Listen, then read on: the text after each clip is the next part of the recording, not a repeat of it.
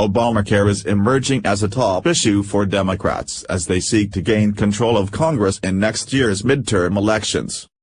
Just a year after worries about Obamacare premiums were seen as a contributing factor in Hillary Clinton's loss, voter concerns about GOP attacks on the healthcare law seem to be bolstering Democratic candidates. Healthcare was by far the #1 issue in Virginia, where Democrats won races up and down the ballot on Tuesday night with a surprisingly strong showing. Exit polls showed that 39% of voters ranked healthcare as their top issue, with 77% of those voters backing Democrat Ralph Northam for governor. Meanwhile, in Maine, voters overwhelmingly supported a ballot initiative to expand Medicaid under Obamacare, suggesting strong support for increasing health care access to the poor and lower middle class.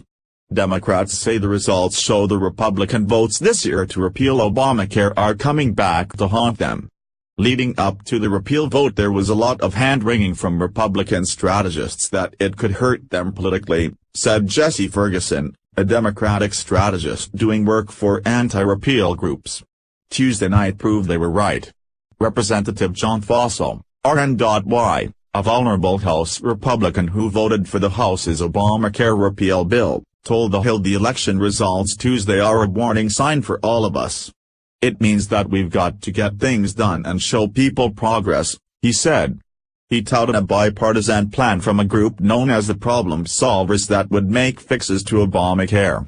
What I've said all along, we should keep what works and fix what doesn't, he said. That vulnerable lawmakers like Fossil are treading carefully on repeal is a clear sign that the politics of healthcare have shifted.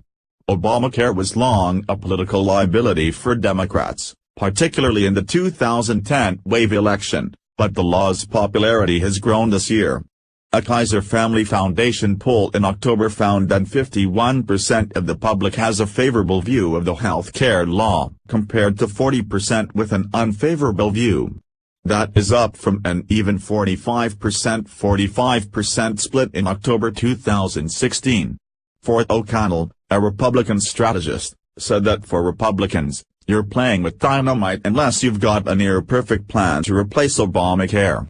He said that while he does not expect repeal to come back in Congress before the midterm election, he would advise vulnerable Republicans to take a wait-and-see approach and make sure any health care plan is right for their district.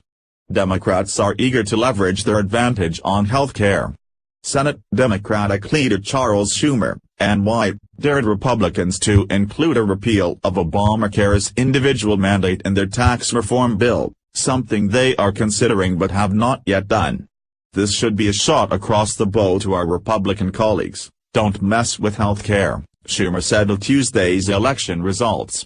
If they do, he said, they'll be tripling down on the same mistakes they made on health care before. Every poll is showing that people are worried about their health care and Democrats can now win the fight on what will be either the top issue or a top issue for voters in the midterms, said Ferguson, the Democratic strategist.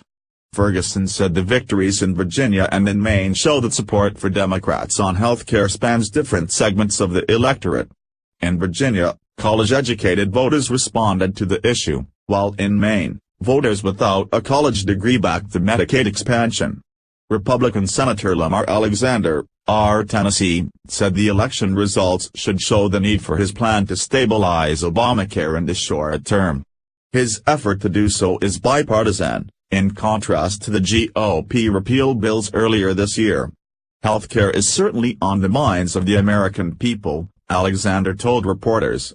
It was the #1 issue in Virginia, Maine expanded Medicaid, and in Tennessee that premium rates are up 58% because of the Affordable Care Act, he said. So I think what the American people would expect the present Congress to do is to take some step to avoid chaos and begin to bring premiums down and, fortunately, we have such a step. More conservative Republicans, though, don't want to back down from Obamacare, saying they promised voters that they would act to repeal the law and improve the health care system. In pushing for repeal of the individual mandate, Republican Study Committee Chairman Mark Walker, RN.C., told Fox Business, It allows us to stay on track of fulfilling the promises we made to the American people. O'Connell, the Republican strategist, said lawmakers in deep red districts could stick to a tougher message on Obamacare, while vulnerable members take the wait-and-see approach to a replacement plan. But he said Obamacare is no longer the Democratic liability it once was. "I do believe it hurts Dems less than it used to," he said,